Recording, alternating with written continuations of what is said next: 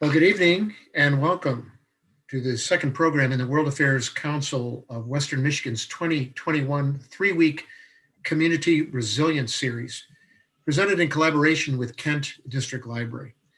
I'm Michael Vendenin. I'm the Executive Director of the Council, and on behalf of my colleague, Erica Kubik, and the Board of Directors of the World Affairs Council of Western Michigan, I welcome all of you. Thank you for adjusting with us as we program responsibly in this time of COVID-19. We hope that you will stay safe and you will show grace to those in your community. Council's mission is to empower the people and organizations of West Michigan to engage thoughtfully with the world. We do this with the support of 50 local companies, 11 educational partners, and many community members. Together, we seek to provide programming that is credible, objective, relevant, civil, and compelling.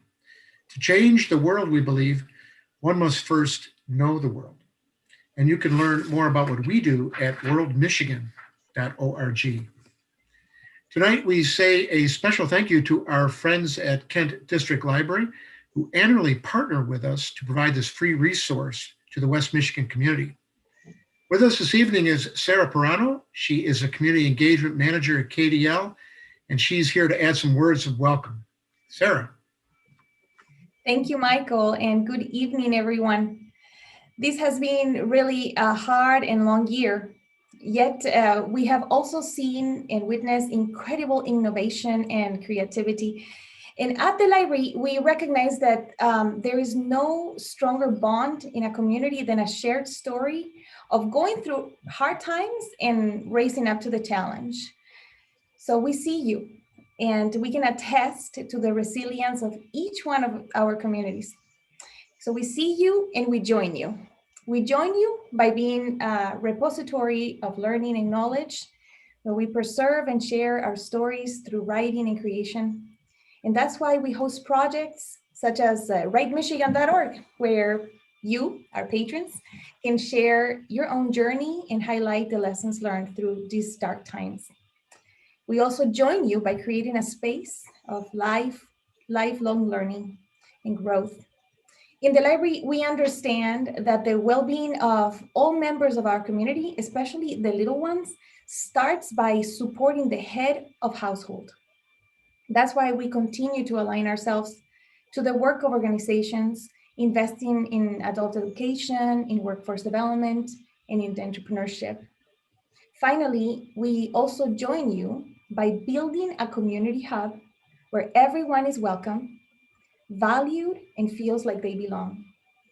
We work really hard to design services and programming that reflects you, intentionally giving a platform to individuals and organizations that help weave the fabric of our society. This is why we partner with the World Affairs Council and with the 3 organizations represented by the leaders that you will hear speak today. We feel so honored to work alongside of them. So come visit your library soon today or tomorrow, safely in person or virtually. And remember that we are an extension of yourself, always there to support your ideas and helping you grow. And with this, I would like to turn it back to Michael, who will introduce our amazing guests tonight. Thank you, Sarah, and thank you again to KDL. We really appreciate this and look forward to our joint venture every year. After our panelists present this evening, there will be ample time for questions. You may type them into the YouTube comments section, or you may text them to 616-308-6560. Please exhibit civility to our guests and hospitality to others by asking questions that are respectful and succinct. We're pleased to have 3 innovative community leaders with us to talk about how empowering people leads to community resilience. We are grateful to them for their flexibility to engage us in this format. Again, the presentation tonight is titled Empowered People Equals Community Resilience. We welcome Sanchez, Tarah, Carnahan, and Willie Patterson. And we'll start this evening with Carlos. Born in Mexico City, Carlos Sanchez is the director of the Latino Business and Economic Development Center at Ferris State University. His work for the university as well as the center's two signature programs, Leaders and Ferris Emprende, are designed to support the community by developing Latinx leaders and entrepreneurs. Carlos, welcome.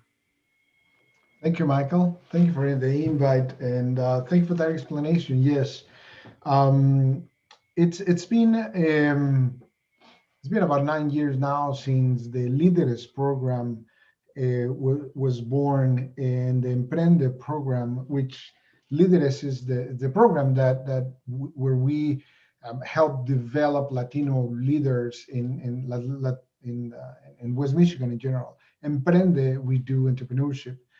And that is one of the reasons that we started this, as I was saying, about 8, 9 years ago, because this community needs Latinx leaders, and of course, it needs many other people of color leaders across the board. But I wanted to center my work on the Latino community.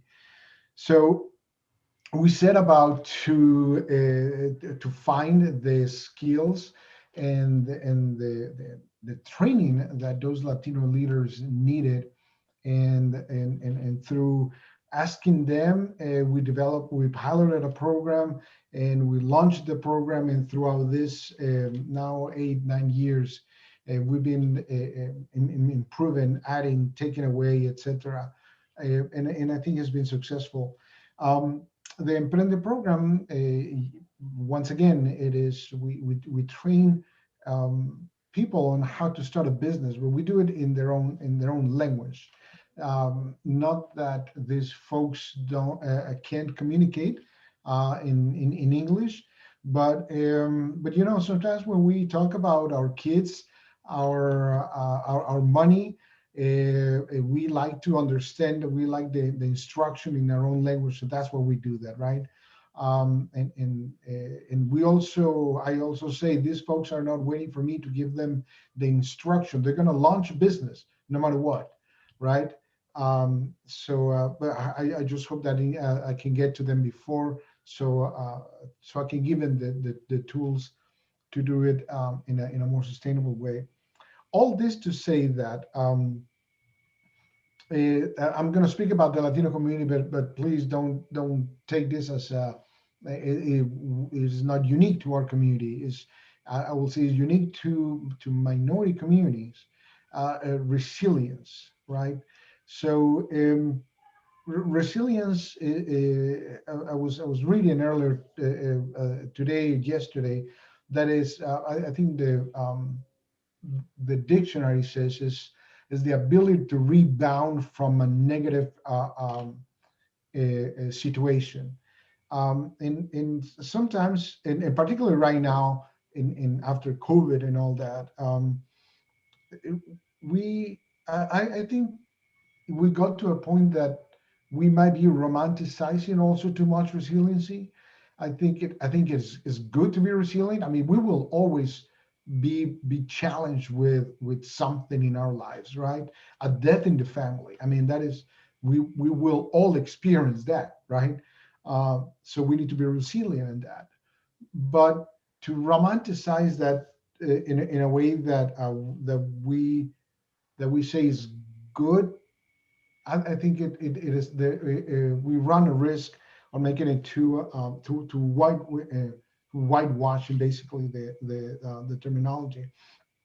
I was also as I was doing some reading about this, preparing for this, I also read, and I wish I would have taken actually the note, and also to give credit to whom I heard this from.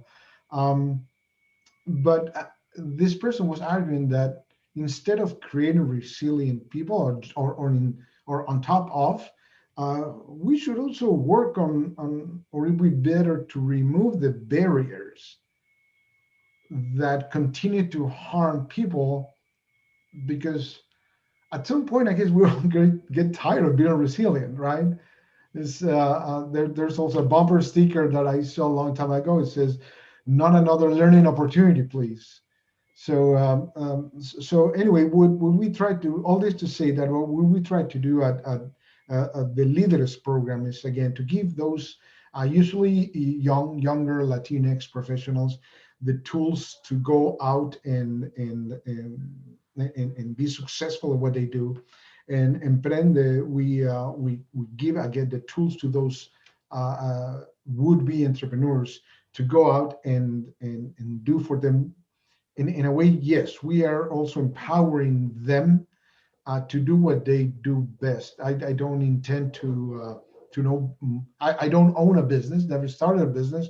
So from that perspective, I cannot tell someone how to start a business from my own perspective, but I can give them the tools, empower them. And I've been thrown in leadership positions, and I had to learn leadership through the School of Hard Knocks.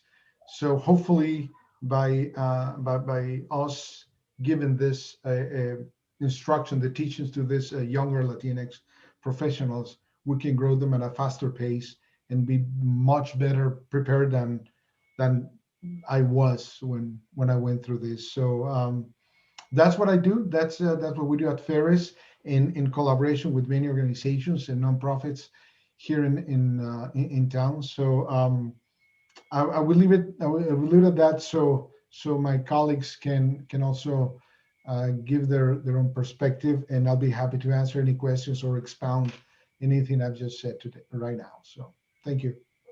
Thank you, Carlos, and thank you for that interesting insight about romanticizing resilience. I think that was very insightful, and maybe that's something we'll come back to when we do the Q&A, to talk to you all about how you work to get rid of the barriers so people don't have to keep being resilient all the time.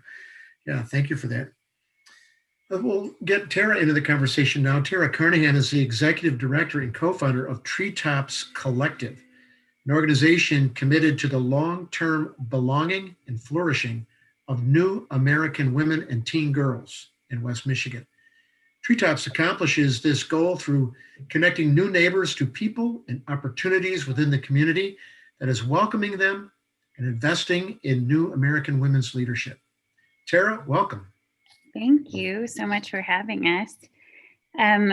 Sarah touched on, just as she was introducing, the bond of a shared story. And I think that is such a powerful thing, specifically in the work that I do every day. We, as a collective, as a community, as a world, understand today probably more than ever what it feels like to be isolated, to have to rely on other people to get information or services, or that we know what it's like to be disconnected from the things that provide us comfort or security or a sense of home in our friendships and our families. And this is something that our new American neighbors, those who have come as refugees, as immigrants, have faced for many years. And I think the resilience that they have developed through all of the transition that it takes to be displaced and to be resettled is something that not only should we honor, but also not take advantage of, to Carlos's point. And so that's something I think that's worth touching on in the story that I'll share today, is just really, as the pandemic began, it became clear the fabric of our community, and that where there were tightly knit relationships, service delivery and information could flow freely and connect, but where there are disconnections in relationship or access, it became very clear the disparities that exist all the time. And so we saw that in order for people to find out about where to get COVID testing, or the latest stay-at-home order, or things about school, that the services that are around us all the time often lacked a way of communicating these things to people who speak different languages, who were outside of their periphery. but it became essential for them to be reached. And the only way that they could be reached is through trusted relationships that exist in their communities. So language leaders, refugee leaders who have the relationships necessary to get information out. And so we really saw the ways in which larger organizations and governmental services relied on individuals to access, to be able to bring masks and sanitizer and all of the things to communities that were really hurting, because in the beginning of the pandemic, so many of specifically refugee immigrant communities were working in places where there was close proximity. There weren't controls on like the spread of the virus. And so they were often the ones getting the sickest, and it would spread through families quicker. And so these leaders were relied upon, but often were not paid, and were just, asked to commit. And because they're faithful, amazing community members, they did it. They rose to the occasion. But I have one memory just seared in my mind of seeing a friend of mine who is a Bhutanese community leader, after he had spent the whole weekend, serving his community, and just how spent he looked. And so I think providing the supports needed for people to be able to care for themselves in the midst of it, but also to be seen as capable people who should be paid for that work, is really important. And so that's kind of what motivates me in one of our lead programs that we do. It's called Concentric. And it really rose out of, it's an iteration of a program that we have done for several years, really focused on the long-term flourishing of refugees who have moved to West Michigan. So how does someone not just stay in survival mode, have their basic needs met, but really feel a vibrant part of the community with gifts to be celebrated and gifts to share with the community. And so we took that program that we used to have and kind of flipped it to think about, how do we actually, instead of just supporting women one-to-one as an organization, how do we build the capacity of other women leaders to extend these circles of influence and impact wider? So what that looks like now is a 15-month training program that is just 8 women leaders from 8 different language groups who we walk alongside of to build capacity. Oftentimes these are things that they do already, but because it's in a program model, it can be something that ends up on a resume. We can be good connectors to different pathways for laddering opportunities within businesses and organizations. But then they each walk alongside of 20 women in their language group. So every year we will have 160 women be influenced through this model. And it's really focused on empowerment. We see empowerment as people having voice and choice and access to information. And so all of the things that we do within our organization are really focused on that. I think another thing that when we're talking about resilience is this, that we have found is having shared values, just being value centric in our work as an organization has allowed us to develop the deep roots that are needed in order to weather the things that come our way. And so we, as an organization, just went really deep within our values this year to recognize what are the things that drive us and motivate us when work isn't as easy or we feel disconnected from the people that we're serving. And then I think another thing that I noticed is just in your mission, you say, in order to change the world, you must know the world. And so I think an empowered community or a resilient community is one that's empowered to act, not just to sit on the sidelines and believe that these things that they hope will happen, but to actually activate within their own street corners the work that they hope for. And I think at Treetops, the global refugee crisis can feel really daunting. It's a massive problem, but how can we empower our neighbors to act right where they live, right here in Grand Rapids? And so We have a couple different ways people could do that at Treetops, but I think that's an important thing just to jump in, and that allows us to be more resilient. Thanks, Terry. Appreciate that. I like that triumvirate of voice and choice and access. I like that. That's meaningful.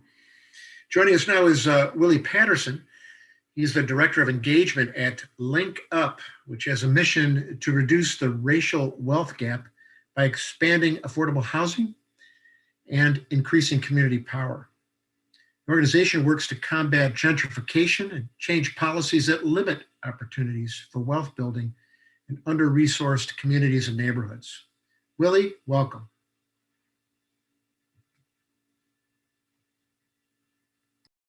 Thanks for having me, Michael. Thanks for inviting me in. It's an honor to be here. Just a little bit about LINC. We are truly focused on putting equity into action. Just as you mentioned, Michael, we talked about addressing specific needs in the community through affordable housing and building community power. We are based really on 4 pillars.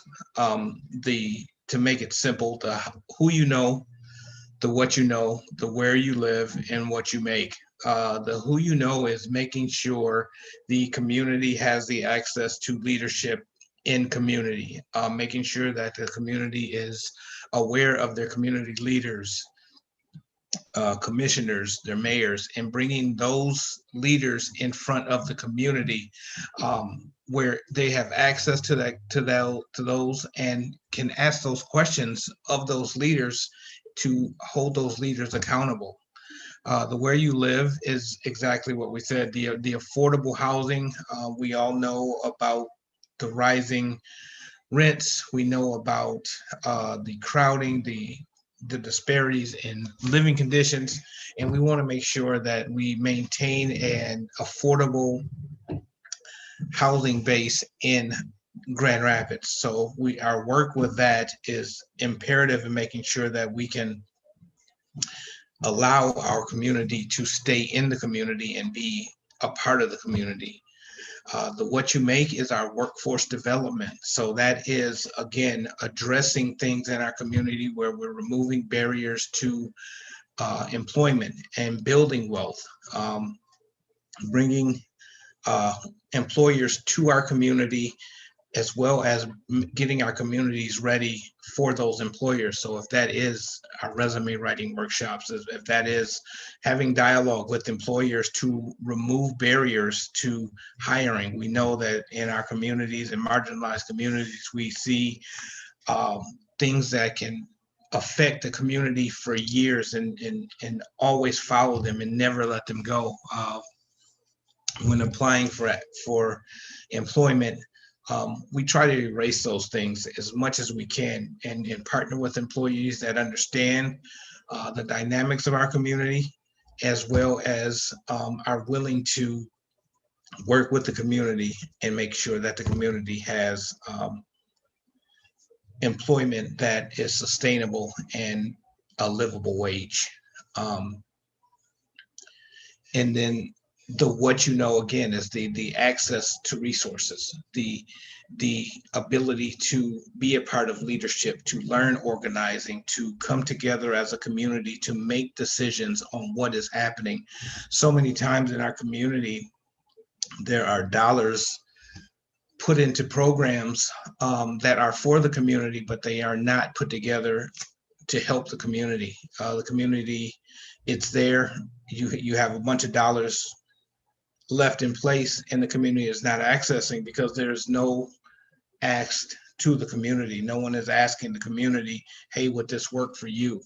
Does this work for you? Does this training work for you? A lot of times we have to make sure that we're removing barriers that our community may face in order to make sure that those programs whose intentions are great and they can have great outcomes, but they are not accessed many times because there are so many barriers that had not been removed in the forefront, which keep the community away from accessing them. So a lot of our work today is facing challenges of today and solving problems for the future. We know what's happening now is that there are a lot of resources being poured into the community. People are out of work, which also will create a ripple effect and some things that may happen in the future. And we need to make sure that we are in touch with the community as well as employers and organizations that so that the community will understand and organizations understand what is going to be needed to fill those positions, et cetera, in the future, as well as knock down those barriers for the future. But what we're seeing now is just the stark wealth gap created over generations. Which has resulted in greater poverty and less resources and less influence over the policies that reinforce the status quo. LINC sees wealth building and home ownership and economic opportunity is deeply connected to eliminating the racial wealth gap. A lot of things that were said by the panelists as well as you, Michael, tonight really resounded and it will sit with me for a long time. But one of the things that I thought about when we talked about being resilient, I just thought about being resilient as always is a byproduct of an enduring struggle. And we've seen what a struggle is. We've seen what the struggle is this year. You know, a lot of what we do, engaging, bringing people together, bringing the community together, we had to change directions and do some things that we don't usually do, but we know is the right thing to do, such as food distribution. We've been doing food distribution for a year now, 4 to 5 days a week, making sure that families have access to food. We've changed a lot of our campus into COVID for testing facilities, which was a great partnership with the health department, and we were able to get thousands of people tested over the holidays, during this year, which was a great help to the community. We're now working on creating a vaccine site that we can use to help vaccinate our community members that we've noticed. What we have is a lot of vaccine sites, and many of them are inaccessible to people that may not be able to move around or have trouble with transit. So if we can create a vaccine site right in our community, we'll be able to vaccinate more people, and more people will have a better chance of staying safe through these trying times. But we just keep coming back to the community resilience, and it's tied up for us into strong relationships and cooperation and working together to overcome struggles that we currently face as a community. We might get tired here and there, but for the work that we do, we must be internal optimists. You have to be able to see the light in everything that we do. We know, and LINC, our staff knows that we are committed to the community, listening to the community, and making sure that we are addressing the community needs as they face us now, and how do we solve those community needs in the future. So again, thank you for having me, Michael. I'll turn it back over to you. Well, thanks, Willie. And another great phrase to think about, that resiliency is a response to enduring struggle. I really appreciate that. Thank you. It's time for engaging our panelists in some Q&A and some conversation. Again, you may type your comments into the YouTube section, comments section, or you can text them to 616-308-6560. And I wanted to ask, any of you wanted to pick this up, I wanted to ask about the two large situations that have just been thrust upon us this year that we've all been grappling with. And one is COVID, is the pandemic, and responses to the pandemic in the communities that you engage with. but also, the death of George Floyd and the conversations, the emotion, the demonstrations, all that's caused. We saw that right downtown in Grand Rapids, the emotion coming out. How have those two things how have they impacted your work? What new things or what extra things, or maybe, as some of you have just alluded to, it just broke it open even more. I mean, we got to see them more clearly. What have enduring those two things? What has that brought to your organization and the communities you deal with?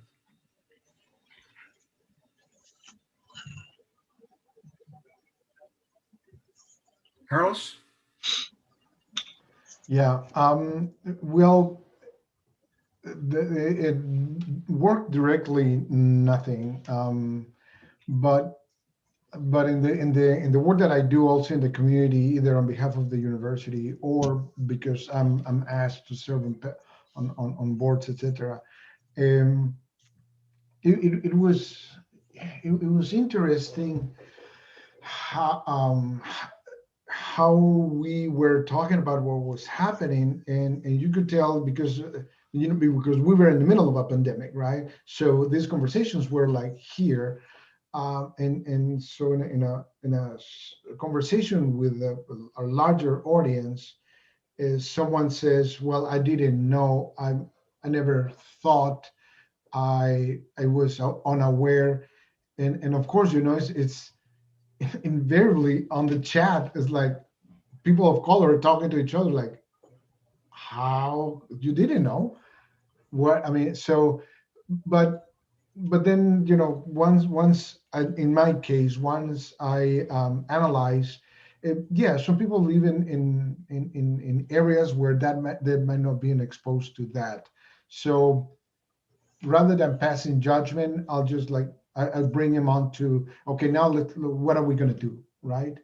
So the main piece is that it evidenced the inequities, injustices that we live, and when you see it on TV, it also it seems like, yeah, it's happening out there, right? It's in New York, it's in Detroit, it's in Chicago, but when you see it on TV and you can tell, oh my God, that is the Van Andel Arena, right? That is X Street. I worked there. My sister worked. That is when people are really understand. Okay, now what are we going to do? So I hope that as beautiful as those paintings were on the businesses that were, which the windows are broken, I hope that was not an intention to physically put a barrier on someone's hurt, on someone's injustice, because it can't happen. I mean, it is time. It's enough. I think in our arena, in what we do, especially as we listen intently to the community, we hear more and more, we're on the ground. We must be involved in policy. We have to change policy. As long as there is no change in policy, we'll keep getting the same result. This stuff is being plastered all over the TV all day long, and is so sensationalized until we almost lose sight of the fact that there is a man that lost his life on TV at the hands of another man. And that we have to bring the humanity back to that, because it's so sensationalized that you got who's the powerful attorney here, who is representing who's speaking, and why are they speaking this way, and we've lost sight of the fact that we're talking about human life. Human life has been lost. So really, for us as an organization, we talk a lot about how do we make sure that we can prevent these things from happening going forward. We can march, we can do all of these things. Violence is never the answer. But if we start to work on systems change, we can really make things change and make a lasting change that we will see for generations. Because, you know, I'm a father of a Black man, coming up Black man, and I can't imagine feeling or experiencing that happening in my, you know, I'm seeing it on TV, and as you said, Carlos, that's a street, but that could be any street USA. That could happen anywhere, and we need to make sure that that is not happening on any streets anywhere, and start to bring back the regard for human life again. I just want to chime in that I think what Willie said about bringing the humanity back to it, I think with the other thing happening, you know, in the midst of this year was so much divisiveness of othering each other because we think differently or vote differently. And I think all of that acts to dehumanize our neighbors. And so I think that the more that we can listen and empathize and actually recognize the pain that communities are facing and is ongoing, and actually remove some, like, if you are in a position to remove boundaries for people of color to enter into conversations or leadership, that it's up to you to do it. And so I think that it's just so imperative, I think, going back to this idea of empowering leaders, that requires everyone. That doesn't just happen in a static environment, but requires people in places of leadership to step over and make room for someone who is up and coming and who has the experience to actually shape the services that are most needed in a community, or to shape policy in the way that, you know, influences people.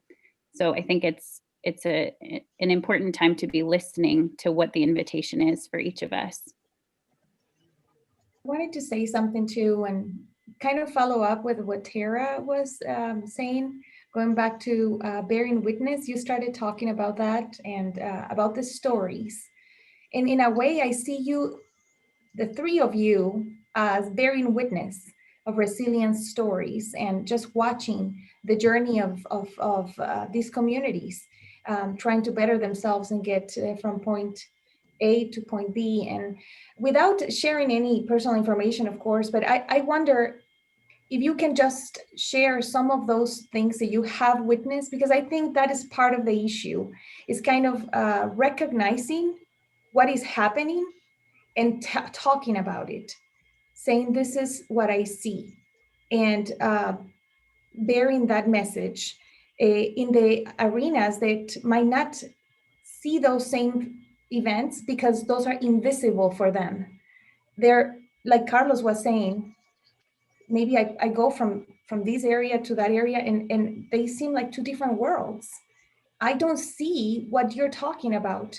But if you have somebody in your life that can bear witness and say, I have seen it, I know these names, I know these realities, and we transfer that information from this environment to the other. And I wonder, can you talk about some of the things that you have seen, that you have witnessed in your own organizations?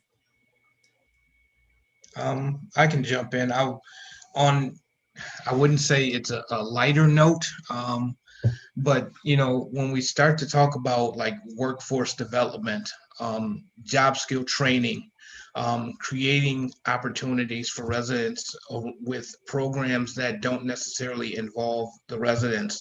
One of our main goals in our organization is to burst as many clouds as we can, remove as many barriers as we can.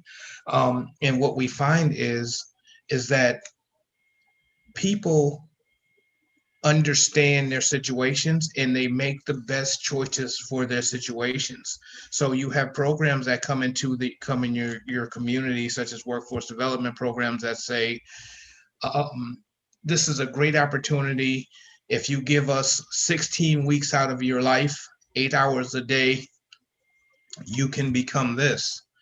But no one has taken into account that you're an adult, you still have rent to pay, you still have childcare to pay for, you still have all of these other real life situations that have to be addressed that cannot be put on hold. So say I'm working at a Little Caesars job, yes, I want to go get the the training to become this, but I can't let go of this, what I have right now, because it won't allow me to. And I have to make the decision to say, no, I can't do that. So we have to start looking at those training and development programs, just like we do now, just like we made the adjustments now and, in Zoom meetings. These trainings can be held over Zoom meetings. You can go to college online. How come you can't be trained for a job online? As where you can take these trainings and courses after you put the kids to bed, or or if there are some types of allocations that can be made for childcare, or rent subsidies that can be made during the training.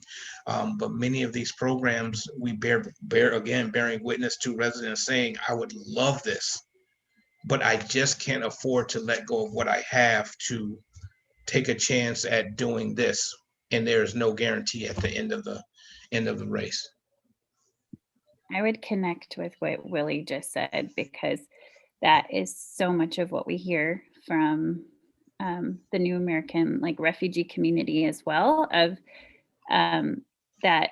I think that is a gift that COVID has offered, of reminding organizations and service providers that things can be handled virtually, because barriers of time and transportation for the communities that we serve are the largest. And then we have language on top of that. But if something can be accessed on people's time when they're, don't have to be at a job, but they can grow themselves and develop and, chase an opportunity, people will want to do that. People want to better themselves and find, better employment options and better pay. But if you have to try to leave a job in order to do it, that's too dangerous. And so that's one reason for this concentric program that I was talking about.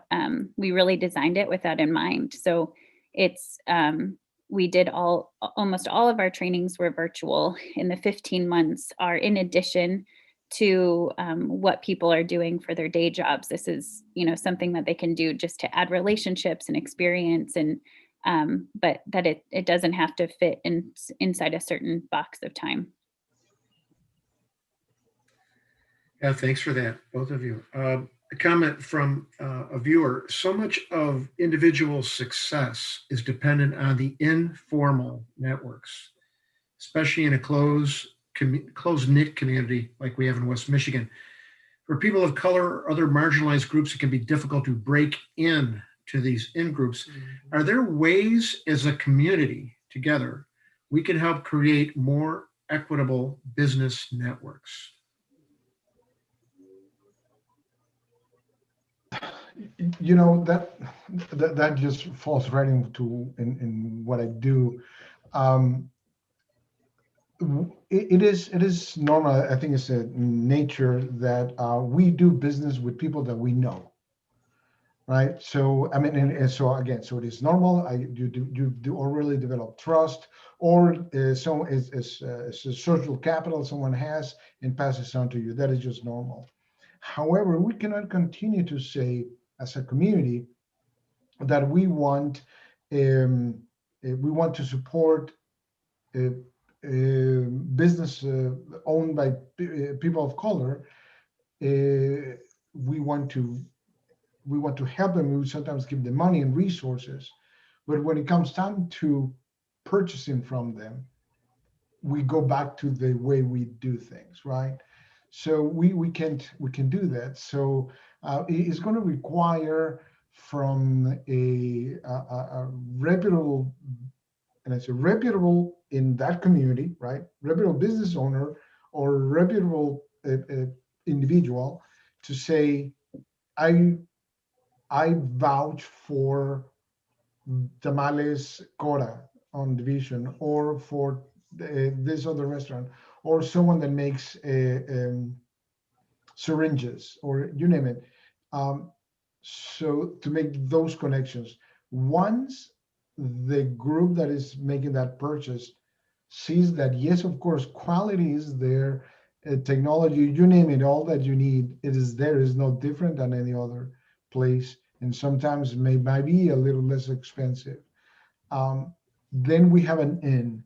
And once that person of color, that business owner is in, he or she needs to keep the door open and also bring the other one in, right? And continue that. As it relates to resilience, our communities of color, because they've been, they come here usually with a few resources. Sometimes we have this mentality of there's never enough money, there's never enough something. So we try to keep it to ourselves, right? So the more we adopt a mentality of abundance, then we can say there's if we have yet another brewery tomorrow, nobody will complain. So we can still hold another taqueria. This town can have another taqueria, right? And another store. So there's business for everyone. But bottom line, to end what I started saying, we need to support businesses by purchasing from business owned by people of color. Yeah. I agree with what Carlos just talked about, especially in those informal networks. We have to expand those networks. As we know, 85% of the jobs you get is generally not about what you know, it's who you know. And if we can expand those networks, that's just like you talked about, Carlos, if one business knows another business, you find out there's not much difference, but your networks are expanding. So those businesses that may not understand what somebody else is doing, you then see that this is a business just like I have. But as we expand networks, we work in our community at LINC Up to expand those networks. So if we can bring leadership to residents in the communities, if we can hold community gatherings where we allow the community to meet one another, to expand those networks, community has better opportunities for resources and for networking. So we must work diligently to expand community networks and expand those informal internal networks in the community to create more resources and opportunities. Well, thanks for that. Question about policy. It's come up a couple of times in our conversation. What's the biggest barrier facing your community that public policy change might do some good? I think, Willie talked about, systemic things that need to be changed so you weren't having to ask people to be resilient time and time and time again. If you were able to influence some public policy related to your organization, the groups that you deal with, what's one of the first areas that you would advocate for? I was invited about a year and a half ago, so everything is pre-COVID, by the city of Grand Rapids to be at a board, advisory board to start shifting public investment, particularly the city of Grand Rapids, in areas of focus, in neighborhoods of focus, particularly in the zip code, the 49507. And we were able to, it was equitable investment by the city of Grand Rapids. And we were able, a group of people of color and white allies, to advise the city on how to do it and where to do it, how to do it better. So that is a piece on my side that I've worked on.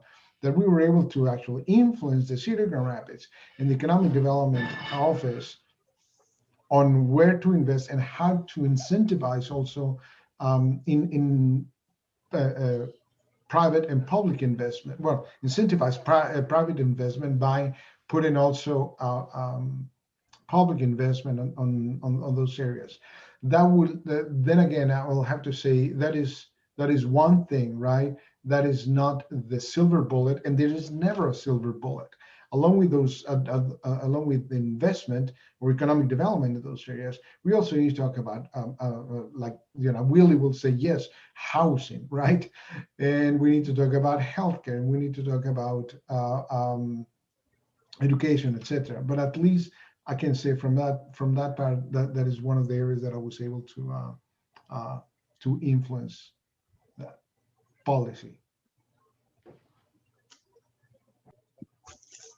I would say at the national level right now, I mean, this is in the news this week, is policy decisions around the refugee ceiling and how many people can arrive. That was something we were really hopeful about with this administration, and had some bad news over the weekend. And I know there's something planned for in May that the numbers may raise before that October deadline. But how that influences people is people in our programs are waiting for family members to come, people who have had plane tickets, who have been turned away.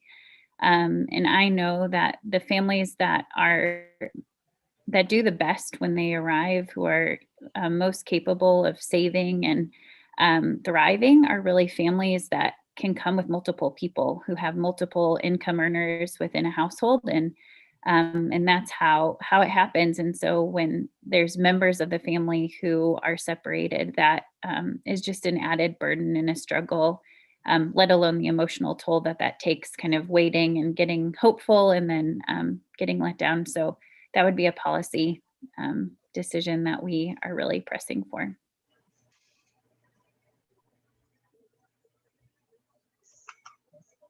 Thanks so much. A question, maybe this is initially to Carlos, but you can all, if you've got something to add about this one, what's the specific barriers? We've used that word barriers now a couple of times.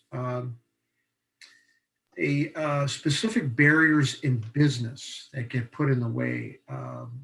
Let's see, what are the specific barriers to the Latinx community when they try to open a business?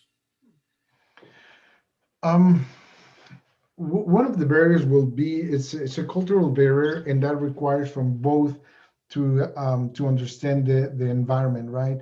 And aside from the cultural piece, but just from the being a different country. If I come from Mexico, it is definitely different to open a business in Mexico than is to open here in the U.S. So that is one. Just let's say education. Sometimes it might be language. Language in the sense that understanding the rules and regulations of and really being able to understand how to. Nobody wants to open a business illegally.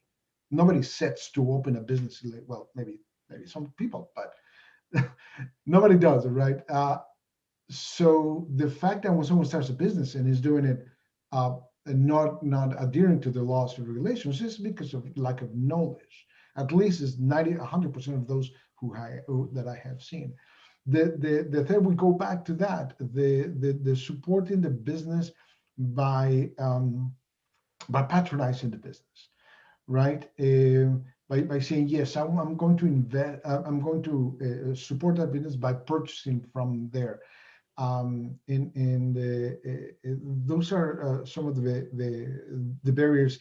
Latinx business owners, contrary to, well, again, my experience, contrary to what many people might think, are not looking for money. Usually they're self-funded when they start a business.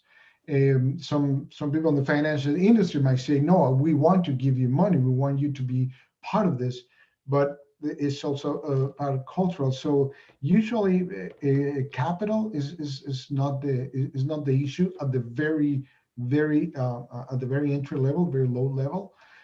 It is primarily the fact that once they start the business, they have no clients. Nobody really wants to purchase their product or their service. I would probably jump in. Great points, Carlos. Thanks. But in brown communities, Black communities, a lot of times barriers are capital. What happens is most business or creatives have the ability, they're tinkerers, so they don't necessarily have the plan necessarily laid out as it should be in the beginning. But in a small business, a lot of times in Black communities, we don't have the option to tinker or to fail.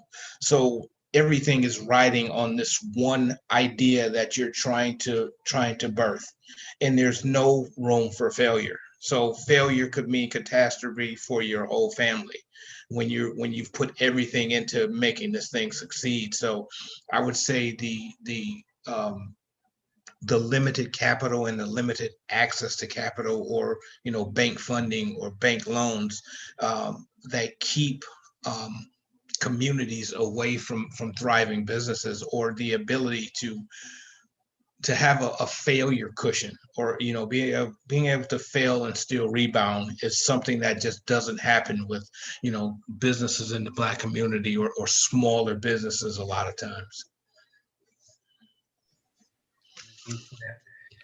We're almost near the end of our time, but here's a texter wrote this: resilience is a description of how the person in distress reacts to a crisis. The community around needs to acknowledge them, their struggle, and listen to their needs. I wonder, what are some things the West Michigan community, the Grand Rapids community, could do to participate in this process of recovery with the people, the organizations, the groups that you work with? Tarah, you want to take that on to start? Sure.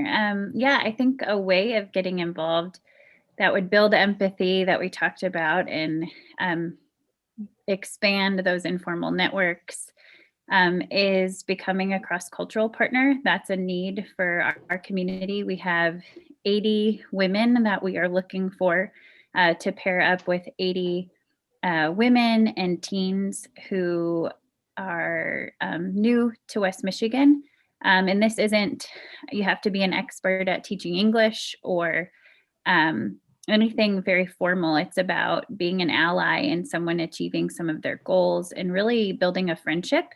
And so I think that's how we can change it slowly, is building more relationships where we get to know a neighbor who's maybe walked a different road than we have. And that will shape things over time. If there's 80 people every year who have an experience like that, who go back to their business and advocate for inroads for a community, or are finding ways in their faith community to make it more inclusive, or are advocating within their rentals that they own to do for housing. There's just so many ways that I think individuals have the capacity to really influence change.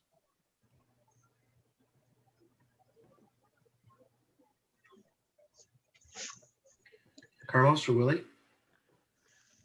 I would say, just as Tarah said, just become involved. We don't expect everybody to come down to 49507 and start volunteering. No, that's not what it is. Find an organization, if not LINC Up, that you can, help with the work. It's a heavy lift, and it doesn't stop. This lift does not stop. So becoming involved in that way, learning about the different organizations and resources that are trying to make change in the community, and then becoming involved, either with your time or your pocketbook. That either way, those things help move the work forward. It helps us accomplish some of the goals that we accomplish, because it's one of those things is that our heart is huge, but our resources run out, and we want to make sure that we can do as much as we can. And many times we have to kind of make ends meet to make some of these resources happen. But with community help, we can lift some of these things and achieve some of these goals. I think someone said before, listening to our communities of color. Our communities of colors are a repository of wisdom. And why? Because that's how we develop resiliency, because it's not the first time it's not our first rodeo, right? We've had things happening to us many times. So, for example, going back to where the environment that I involve in, that I work in, and there are small businesses that have been in business for, let's say, a decade, and when you look at them, you can say you cannot ask, how is it possible? Because it's really a small business. Well, they must be doing something right, because they're still in business after 10 years. So once I realized that, or someone told me that, I'm always go to them and ask them, what is it that you think you're doing right, that I can take and copy that or pass it around to others? Because we need, because there's absolutely something that they're doing right. So we need to listen to our communities of color. Thank you all so much. It's been a daunting conversation and an inspiring conversation. I think there are a lot of hints for all of us in our community to be engaged. Before we leave, why don't you each go around and talk about how can people keep up with what you're doing, websites or contacts of you, and if they want to learn more about your organizations, how they can get involved in your organizations. How can they do that? Carlos, how can people get engaged with what you're doing in your work? Thank you. We're fortunate enough that our programs are supported by the university, of course, by philanthropy. We're always looking for sponsors. I mean, that is very easy. But the best way that someone can help what I do is by actually referring people to the programs. If you are out there and you're a Latino professional that are looking into that you need something to go a little bit higher, to get a promotion, you're looking for a leadership program, I invite you to look at Líderes. If you're a Latino entrepreneur or would-be entrepreneur that wants to start a business, I invite you to look at Ferris Emprende. Come to us, talk to me, talk to someone who has gone through the program. That is the best way, because we are here to develop Latinx leaders and entrepreneurs, and we need candidates. So that's what I will ask. Thank you. Thanks so much, Tarah. Yeah, you can find us at treetopscollective.org. I know I mentioned one way of getting involved, but another thing that I wanted to mention is we have a value of celebration. So when you think of how does one celebrate businesses of color or support them, I think shouting from the rooftops, whether that's on social media or with your friends, really visiting places that you haven't been before, and highlighting the gifts that are in our community. One other thing, I know Willie said our hearts are big, but sometimes the money runs out, is a real thing in small organizations. So we have a way of getting involved in our Cultivators Club that's like monthly giving from all levels, and it really does make a big difference. Thanks so much. Willie? You can visit us at www.lincrev.org. You can visit us on Facebook, on Twitter. You can check out our webpage, look at our strategic plan. You can also donate there. Again, it's a community effort and it's a heavy lift. So we welcome the help. Thank you all so much. Sarah, thank you for the great work that KDL does and the thought about producing this kind of a series and this kind of a conversation. Carlos, Tarah, Willie, thank you so much for what you do for our community. And we hope we've inspired some people to help you with the heavy lifting here. And that's what makes an entire community resilient, when we all do this together. So thanks so much. And we appreciate all of you for tuning in. We are going to finish our 3-part series on community resilience next Monday, same time at 6:30, when government leaders from Kentwood, from Wyoming, and the city of Grand Rapids are going to join us in a responsive government and community resilience. So that's at 6:30 tomorrow, 6:30 next Monday. Sorry about that. And worldmichigan.org. You can get the information on the program. Thanks for tuning in. Let's stay resilient together. Thank you.